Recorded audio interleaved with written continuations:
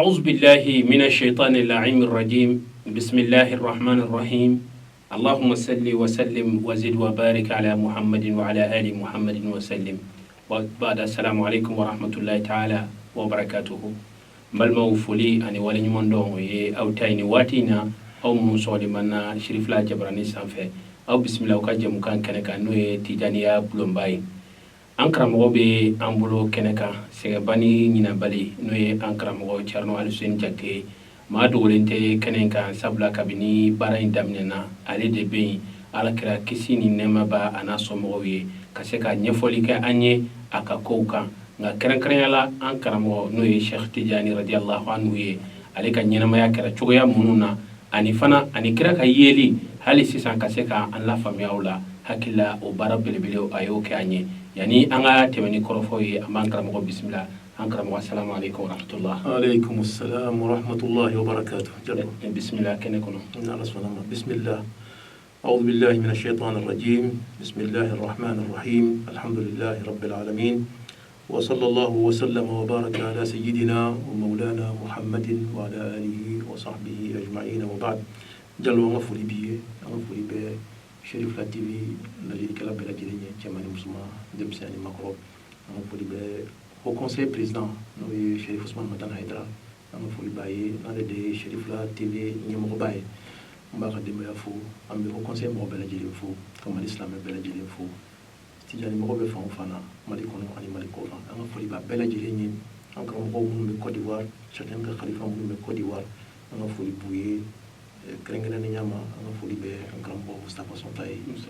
ka zawiya bela jili inshallah ni Côte d'Ivoire mo bela jili inshallah o jalo bela jili tlo be foli la ankara mo kabini bara indamnena ye fere beke mimba to mo ka seka kira aleni Sheikh Tijani ka nyogonye ka seka famyo surala ye dalu di achama nga sigi tebele idasira ala yere min fo Qur'ane konnana ka ira ka fo mɔgɔni mɔgɔ bɛ se ka ɲɔgɔn ya salen i da sera o dalu ma ka se ka ɲɛfɔli k'o ye ala kira kisi ni nɛɛma ba ka sana yɛlɛ la ani nabi ɲumanw ka ɲɔgɔn ye i da sera o ma waati sera ka sɔrɔ i b'o de kɔnɔna na ka segin kɔfɛ dɔɔni o min filɛ nin ye an bɛ fɛ k'a dɔn o baara in kɛra cogo di jalo wala k'an bɛ sababu ma sigi tɛmɛnen la an ye kumana dalu dɔw kan alakrani Sheikh Tijani alakrai kuma min fo sallallahu alaihi wasallam ka fo ni ma min sugura kali alakra Muhammadu sallallahu alaihi wasallam ite safiyo fo ika yi kene kan kaso ite sunna Allah nyeni nyela donc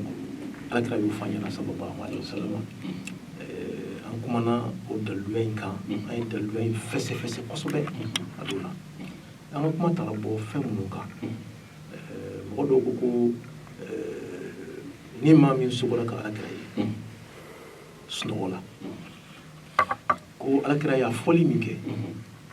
k'a fɔ i bɛna ale ye ka sɔrɔ i b'i ɲɛ la i b'i ɲɛ la yen ko diɲɛ kɔnɔ tɛ ko lahara de ko don o don an y'o discuté yan nɔ an ko alakira ma lahara ko kuma f'i ye n'i ye kuranɛ ta k'a lajɛ ka kuranɛ kalan k'a faamuya adamaden ka sunɔgɔ diɲɛ kɔnɔ ka wuli ka bɔ sunɔgɔ la diɲɛ kɔnɔ o de bɛ wele ko yakasa alakira y'o mot de utiliser ni mɔgɔ sara saya kɔfɛ lakununi min bɛ kɛ n'i ye kuranɛ ta k'a lajɛ ka kira ka hadisaw ta k'a lajɛ i b'a sɔrɔ a tɛ yakasa fɔ la a bɛ terme wɛrɛ de fɔ la min ni yakasa tɛ kelen ye i kuma ye faamuya ni maa sara ka kunu saya kɔfɛ kuranɛ y'a fɔ an ɲɛna a ye caman di na ala ko kuranɛ kɔnɔna la man ba'athana min marqadina hada donc a ma yakasa fɔ yan nɔ yakasa terme yɛrɛ o ma utiliser yan nɔ ba'asu de bɛ utiliser yan nɔ kuranɛ yɛrɛ kɔnɔ an t'an ka temps perdu o la kuranɛ kɔnɔ a caman de bɛ yen nɔ min b'a jira k'a fɔ kununi min bɛ kɛ saya kɔfɛ o kununi bɛ wele de ko ba'asu o tɛ wele ko yakasa maro ni tulo bɛ kuma ye kuranɛ yɛrɛ kɔnɔ fana yakasa ma na ye yakasa tɛ yen ala nana ni kuma ye cogo o cogo a ma yakasa nati maroni famia voilà donc si ça non kana prendre sari na fara ko yakaza arab kana yakaza e minye o ye haramaden snogole je kono ikunune ka bo snogola o de be wele ko yakaza mais je kono la no ni arabu dictionnaire ta kulaje ya belaje aba fi an-nawmu naqidul yaqadha wal yaqadhatu naqidun nawmi wure ñoo contraire mais je kono yalo snogo contraire o ye ni bi ñela ibi ñela contraire o ni be snogola yen famia o ni hadamaden ka sa ka kunu o te fen ci ngere fo ci ngere bola arab kana minteni anyo kuma ñefo ya no aya ñefo ya no dongo ka fo ni mami idella ka sugo ala kira yeli lahara a yeli lahara o condition te ki de la ka sugo la ñe kono ya no mami de la ka sugo ala kira la ñe kono ya no lahara do ibaye mami madri ka sugo la lahara do ibaye o be te ci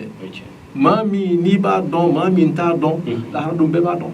be na yi donc ala kira yeli lahara o sirlente ko mami de la ka sugo la ñe kono ya no ko de baye lahara do be ala kira maro e famia donc ala kira ka kuma anga bla contexte ko nana ala kira mi fo kuma jelen bu kucu no ko foite kuma la imam min sugura jiya kono ka ala kira ye sugula ala kira ko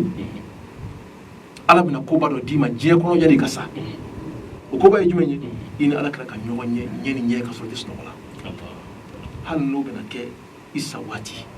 ala be ala kira yirila sallallahu alaihi wasallam ka ala kira ka kuma nyetiya ko sabati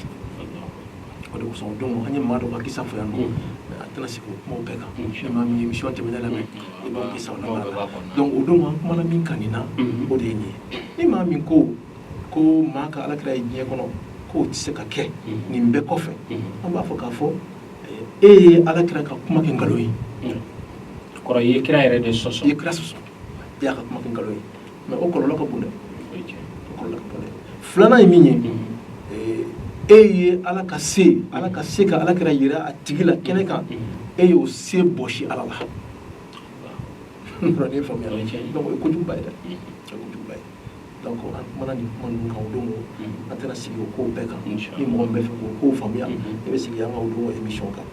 bita yana nga do bitala ani kuma da flana mi fo no e ka fo ala kira tale aka sana yelena sallallahu alaihi wasallam sana yelen waji damne no ka sura tama damne ala kira ya fo hadisa konnala hadisa kilente hadisa flate hadisa sabate akora aituni fi jama'atin min al-anbiya nyenyere ye nabi nyuma jama kulu do cela o nabi nyuma jama kulu ne wuye chugomina nye nabi billahi musa sura jole ba kabur konnala fe kasila alai nye nabi billahi isa a jolendo abe kasili alai kan nabi nyuma tofo ye karsa jolendo abe kasili alai nye karsa jolendo abe kasili alai ala kira yofo sallallahu alaihi wasallam ala kira beta sura tamana domina atisnola ambo daluta qur'ana konala sura damne mi ko subhana arabu ko do ko ala kira ka kuma kandu me arabu ka kan da chugudu kulli ujubatin subhana ni arabu ko yoro ko subhana kaba ko de bino ko fe subhana mana fo yoro la ako akara kuma ya kara waliya kaba ko de bina ka ko fe ala bina kuma mi fo ko fe o kuma e dabal banko de o kuma e kaba ko de na sura kira kun tara sugu de la ka tara sugu la baitul muqaddas la ka singana e sugu kaba ko ya e jalo be sugu la o tege e be sugu ki tara ameriki maro ye famia ibe detail o ye no ibe sugu ki tega di président ma ye no ibe sugu ki ni beke ne wulla sugu kaba sugu la ne wulla kali mogoy o kaba ko ya o te kaba ko e de bisu o te kaba ko sugu ko ni o ke be sugu na soro ala kira kun tara sugu le tundu ala ta fo kuma damnala ko subhana allah ye famia o kili flana mi ala kira segine ka ko tamaina so ma dafe la ya fo mo yi kali ala tarana yi baitul maqdis la suro katla yani ama so ali sana ala fu nyala akon tara baitul maqdis la suro mo yi tegere o droyo de balba parce que pardon sugo tewo do boras la mera est-ce que les sugo mo boras la mera ay ko boras la mera mo do boras la mera adonina Allah donc sogo ko tɛ n'a sɔrɔ sogo tun don u tun t'a ɲini alakira fɛ n'a sɔrɔ i taara Baitul Maqdis la o tuma Baitul Maqdis a ɲɛfɔ an ye alakira k'u ma k'o yɔrɔ de la hadisa kɛnɛma na ko ala ye Baitul Maqdis ta k'a jɔ ale ɲɛkɔrɔ o fana ye sogo ye o tɛ sogo ye dɛ ala ye Baitul Maqdis ta k'a jɔ ale Muhamadu ɲɛkɔrɔ a bɛ fasade dɔ yira a la alakira b'o fasade expliquer u ye a bɛ tila k'a yɛlɛma tuguni ka fasade wɛrɛ yira a la a b'o fana expliquer u ye est ce que o kɛra sogo de la o ma kɛ sogo la o kɛra mɔgɔw jɔlen de ɲɛna mɔgɔw jɔlen de ɲɛna tulo bɛ kuma la o tɛ mɔgɔ kelen ko ye o tɛ mɔgɔ kelen ko ye o ye jamako de ye donc alakira ka taa Baitul Maqdis la a n'a ka taa ala kuma ɲɔgɔnya nin bɛɛ b'a yira k'a fɔ fɛn in ma kɛ sogo la a kɛra ka kira to a ɲɛ de la sallallahu alaihi wa sallam donc k'a fɔ ko ni maa sara o san 1000 dɔw b'a fɔ ko san 1000 san 1000 ni 500 o sara kabini o waati e bɛ se k'o ye cogo jumɛn na n'a sɔrɔ k'a fɔ ko ni mɔgɔ min sara san 1000 san 1000 ni 500 ko mɔgɔ tɛ se k'o ye tuguni alakira ni Nabilahi Musa cɛ n'o de fɔ o don san joli b'u ni ɲɔgɔn cɛ san 2000 ko de don alakira ni Nabilahi Ibrahima cɛ san joli b'u ni ɲɔgɔn cɛ alakira ni Nabilahi Nuhu cɛ o min ye san 1000 balo a ka jama cɛ la ka tila ka sa ka san 1000 don ani alakira cɛ la alakira ko k'ale y'a ye o su fɛ o kira a dun tun tɛ sunɔgɔ la a tun b'a ɲɛ de la n b'a dɔn n'i ye kuma in faamuya voilà donc nin ye bɛɛ dalilu ye k'a fɔ sɔsɔli tɛ minnu na ninnu ko ninnu bɛ fɛ ninnu bɛ kitabu an ka hadisa kitabu kɛnɛmaw de kɔnɔna la i ye faamuya ninnu tɛ se ka sɔsɔ a bɛ Bukhari kɔnɔ nin bɛ Bukhari kɔnɔna la nin bɛ Muslim kɔnɔna la nin kuma ninnu bɛ hadisa kitabu kɛnɛmaw de kɔnɔna la an bɛ minnu wele ko ummahatul kutub ninnu b'o de kɔnɔna la i ye faamuya ne ka kuma dilannen tɛ maa wɛrɛ ka kuma dilannen tɛ nin ye alakira ka kumaw de ye sallallahu alaihi wa sallam kuma minnu n'a fɔra k'a jɛya ni nɔgɔ foyi t'a la tulo bɛ kuma la kuranɛ kumanen bɛ a ko kan donc vraiment ne bolo nin ye daliluba fila ye min b'a jira k'a fɔ maa min sara ka san hali n'a ye san 1000 kɛ n'a ye ala diya don min na k'a b'a tigi la bɔ ka yiri la ala b'a tigi la bɔ ka yiri la i b'a ye ɲɛ la ka sɔrɔ sunɔgɔ tɛ i tulo bɛ kuma la donc nin ye an ye dalilu filanan min discuter o don o de tun ye nin ye donc an jɔra o yɔrɔ de la donc mɔgɔw bɛ ɲininkali kɛ ko est ce que dalilu wɛrɛ bɛ yen wa o ye tiɲɛ n b'a fɔ dalilu wɛrɛ bɛ yen dalilu wɛrɛ bɛ yen ni mɔgɔ min ye Tabarani lajɛ o ye kitabu de o ye hadisa kitabuba dɔ de n'i y'a lajɛ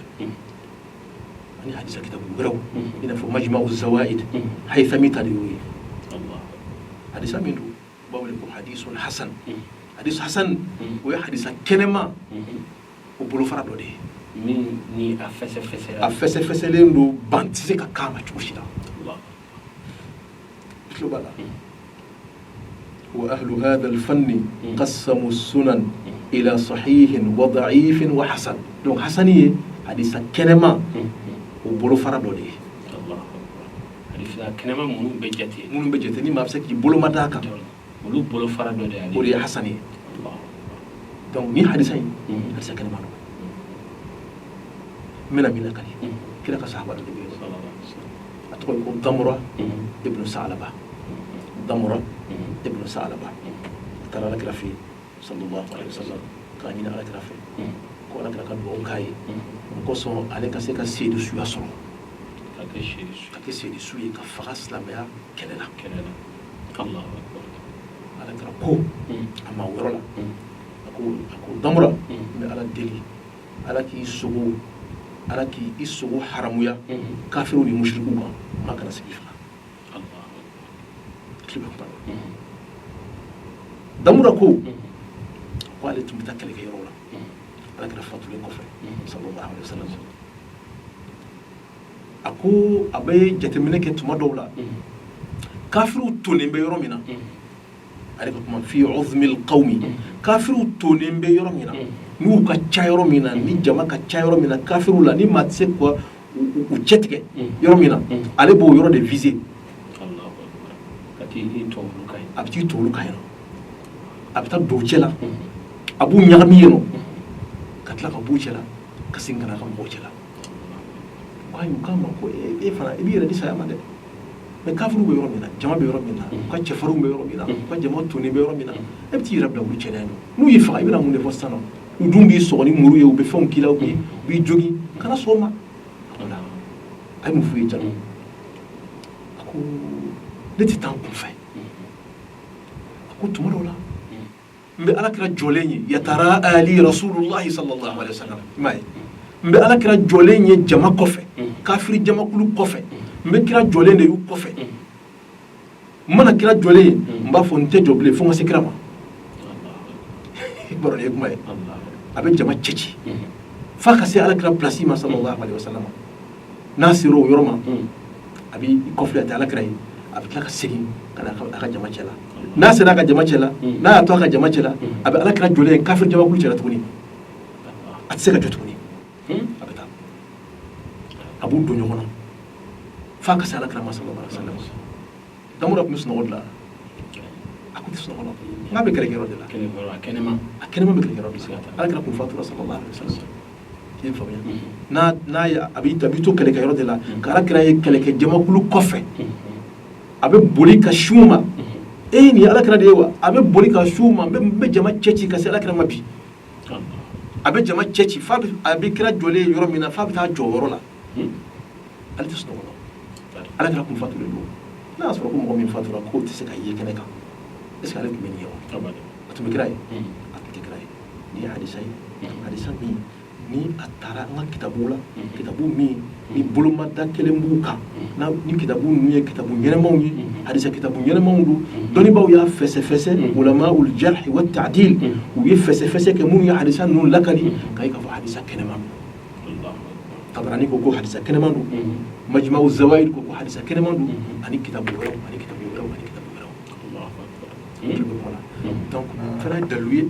dalu min b'a yira an na k'a fɔ ja ni maa sara a bɛ se ka ye kɛnɛ kan ja alakira y'a fɔli min kɛ sallallahu alaihi wasallam ko ni maa min delila ka suwa ale la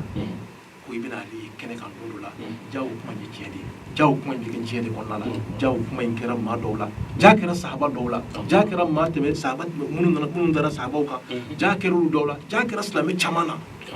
i ye faamuya alakira tɛmɛna kɔfɛ sallallahu alaihi wasallam donc Cheikh Tidiane ye kuma min fɔ k'a fɔ ale ni alakira ye ɲɔgɔn ye sallallahu alaihi wasallam alakira ye sɔnfɛn d'a ma ka wurudi d'a ma ja o kuma in ye tiɲɛ de ye ja n'i ye kuma in ta k'a bila balansi kɔnɔna la sariya balansi kɔnɔna la ja kuma in ni sariya balansi bɛ ɲɔgɔn ta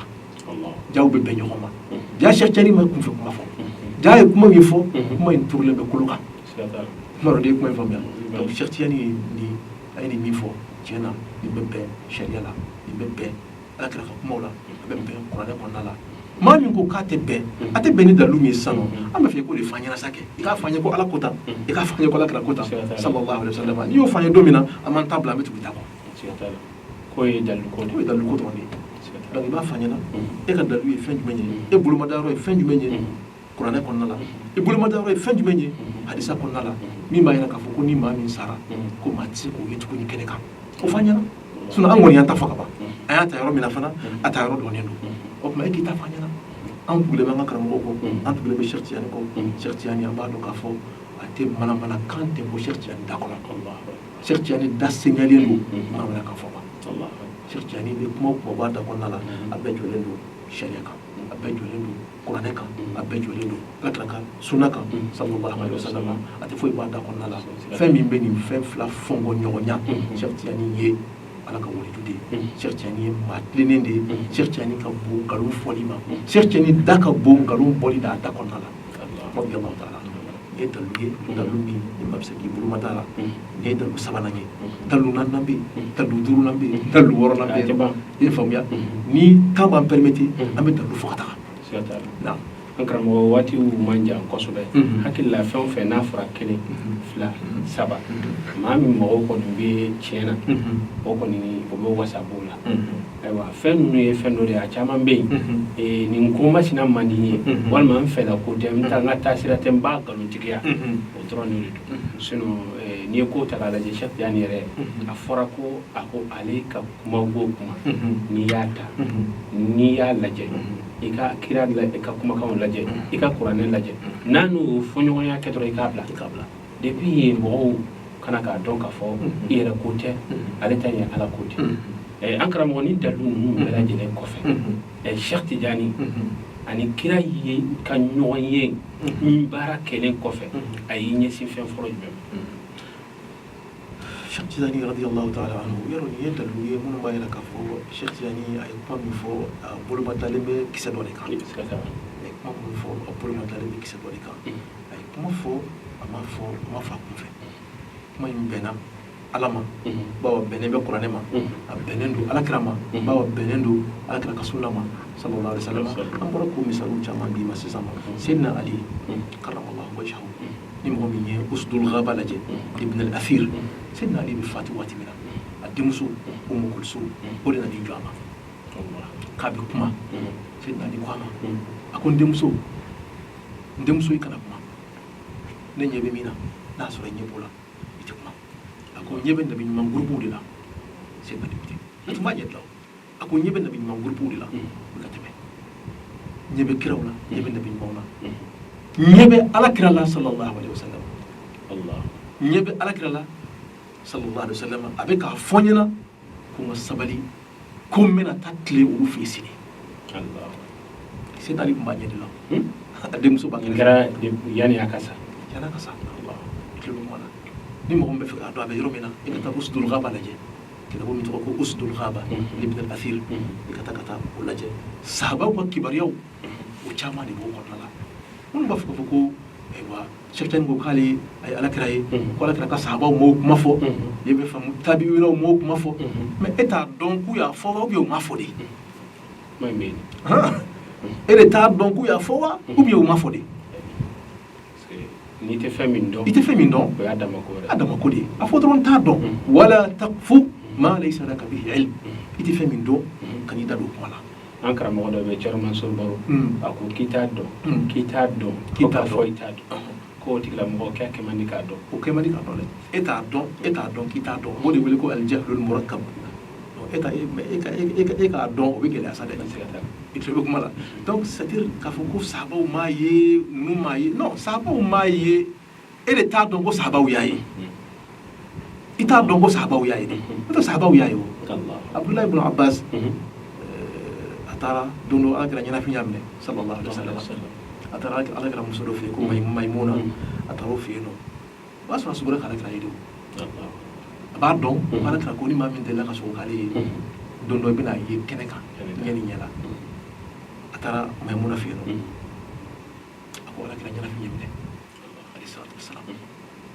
ako ala kra bulla fa mbembe na ko di amola je nga nyana fi mbona doni Allah maymuna ala kra ka juba lo kat lo kiba aw ta ko do kana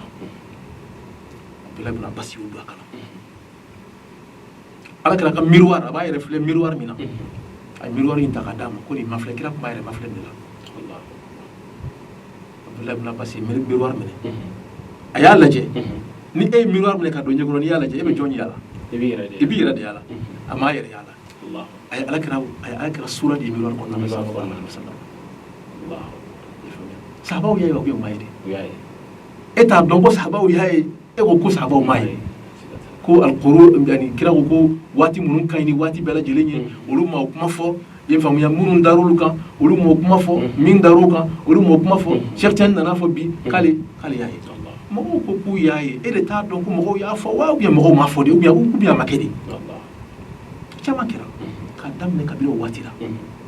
tabi yinawla ni ko nga lisidima am se kam mamu gan fiye munu nya ala kira nyeni nyela nu wera ko ku ya ala kira uto ngolo tike uto ka lahara ciya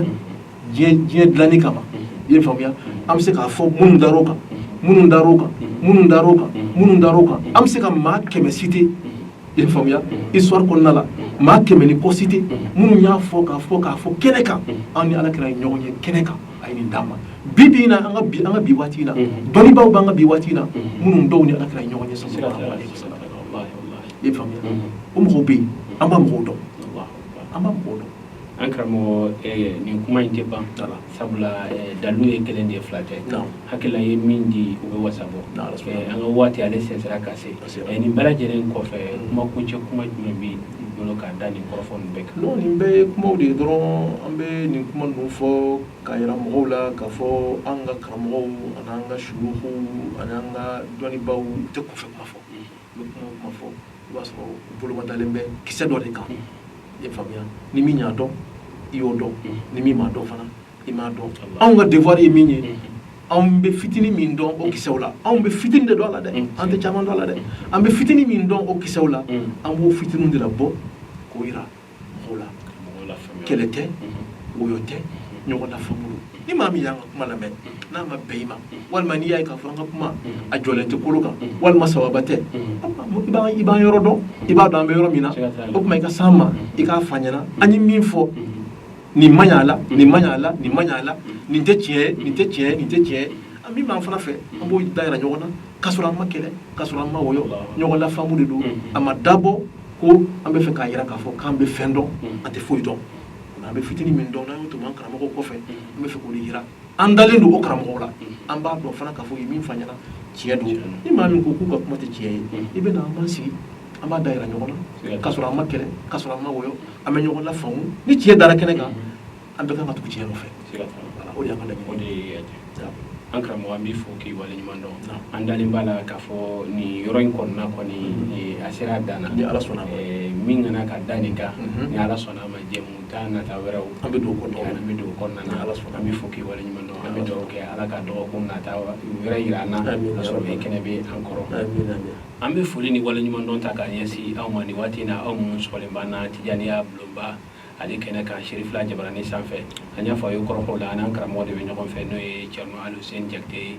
Tijaniya kɔnɔna na ka se ka walawalali kɛ an ye an ka se ka faamuya sɔrɔ o la an bɛ foli ni waleɲuman dɔn ta k'a ɲɛsin Cheikh Tijani ka kalanden bɛ diɲɛ yɔrɔ o yɔrɔ la Mali kɔnɔ Mali kɔ kan ka dugawu kɛ a bɛɛ lajɛlen ye ka sigi kɔrɔfɔ kan k'a fɔ nin jɛmukan min filɛ nin ye a sigira olu de kama u ka se k'a dɔn Tijaniya ye min ye u ka faamuyaw sɔrɔ a la ani fana maa minnu bɛ yen ni olu ma se ka ko dɔw faamuya Tijaniyaw kɔnɔna na misaliya la i n'a fɔ an filɛ nin babu min kan k'a fɔ ko ala kɛra ni Cheikh Tijani ye ɲɔgɔn ye k'a fɔ k'a ye wirdu d'a ma hakili dɔw ma sɔn a ma walima dɔw yɛrɛ ka kalan ma s'a ma ka se k'i la faamuya la ni dalu ye dalu min n'ale yɛrɛ ka dalu tɛ kira kisi ni nɛɛma b'a n'a somɔgɔw ye olu ka dalu kɛnɛmaw min b'a jira k'a fɔ ko maa salen kɔfɛ a bɛ ye a boliliw dɔrɔn de kɔnɔna na o la an b'a ɲini ala fɛ ayisa ala ka faamuyaw d'an ma ala ka bɔda d'an ma an ka jamana ala ka basigi don a kɔnɔna na ka taa se silamɛduguw bɛɛ lajɛlen ma k'aw fo k'aw waleɲuman dɔn jamana in kɔnɔ jamana in kɔ kan k'a ɲini ala fɛ ala ka waati wɛrɛ yira an na wasalamu alaikum wa rahmatulahi ta'ala wa barakatuh